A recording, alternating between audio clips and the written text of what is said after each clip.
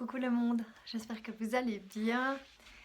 Est-ce que parfois ça vous arrive d'avoir cette curieuse impression, ou désagréable impression d'ailleurs, d'être nulle part et partout en même temps, et du coup d'avoir une intention pas réellement là, de vous disperser, de faire les choses à moitié? C'est une sensation qui m'arrive d'avoir régulièrement. Et puis ce que j'ai constaté finalement, c'est que ces sensations qu'on a, on se les crée quelque part. C'est-à-dire que le fait de faire plein de choses en même temps, ça a un côté aussi très stimulant. Ça a un côté où on remplit notre temps, on se sent utile, et ça peut faire ressortir une certaine motivation et de sentir que la tâche a été accomplie derrière. On n'aime pas spécialement ce sentiment de surménage, néanmoins on trouve que les bénéfices sont très agréables. Cette sensation de se sentir justement utile et d'avoir été productif. D'ailleurs, si vous pensez à un moment où vous vous êtes arrêté sur votre canapé sans rien faire, qu'est-ce que ça vous a apporté? Est-ce que c'est quelque chose qui est facile pour vous à faire? Pour moi, franchement, c'est pas quelque chose de facile. Je vais vite prendre un livre ou faire quelque chose, je vais être dans le faire. Mais vraiment apprécier le moment présent, c'est quelque chose qui est délicat dans notre société. Et également le fait de faire plein de choses, ça nous donne cette sensation d'exister, d'être quelqu'un en étant occupé. Une croyance, une de plus. Et il est vrai aujourd'hui, que ce soit avec les réseaux sociaux, les téléphones portables, à chaque fois qu'on pourrait avoir un moment où on ne fait rien, par exemple dans une file d'attente, finalement on va sortir un téléphone, on va regarder ses mails, on va regarder ses messages, on va regarder les réseaux sociaux. Se dire que ces moments de repos qu'on avait auparavant, aujourd'hui on ne les a plus du tout. Ce qui augmente encore plus le surmenage qu'on peut ressentir, la fatigue et le stress. Ça augmente également cette sensation de plein de petits moments fragmentés dans une journée où on se disperse et on est beaucoup moins productif. C'est comme si un pulse à 100 pièces s'était transformé en un pulse à 1000 pièces. Notre vie est fragmentée en plein de petits morceaux et ce plein de petits morceaux prend beaucoup de place dans notre tête, même si on s'en rend pas compte, et ça fatigue énormément et on se disperse. Et plus on se retrouve coincé dans ce tourbillon, plus c'est compliqué d'en sortir. Parce que finalement, on s'enferme là-dedans et on perd de vue ce qui est important. On perd de vue les priorités, ce qui réellement nous stimule. Et on n'a plus du tout de vision d'ensemble de notre vie. À travers ça, ce que j'ai envie de vous apporter, c'est que c'est vraiment essentiel de prendre soin de nous, de prendre soin de notre santé et de prendre du temps pour nous.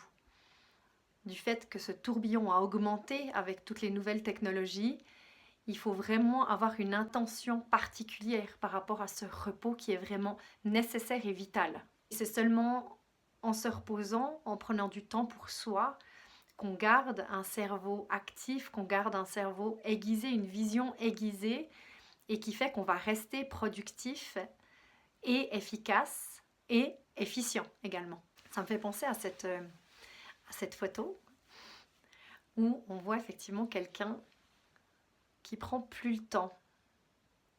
S'il regardait sur le côté, il verrait qu'il a une solution d'aller beaucoup plus vite, d'être beaucoup plus efficace et beaucoup plus efficient. Ce qui est important dans cette image, c'est pas que cette personne-là ne prenne pas le temps finalement de changer son matériel, mais c'est plus le fait qu'il n'ait pas conscience que c'est nécessaire de se stopper pour regarder autour de lui ce qui se passe. Et plus on court après le temps, moins on remarque finalement qu'il y aurait des solutions beaucoup plus appropriées et beaucoup plus rapides pour faire ce qu'on fait. Notre niveau d'attention baisse, on s'enferme sur soi-même et on en vient à ne plus être capable de prendre les bonnes décisions. Et pour compliquer encore plus les choses, comme je l'ai déjà un petit peu dit auparavant, cette sensation de surmenage, ce soit une sensation qui soit agréable. À court terme, je ne suis pas sûre qu'à long terme ça le soit, mais à court terme on a l'impression d'être une Wonder Woman, d'arriver à tout gérer, d'arriver à tout contrôler.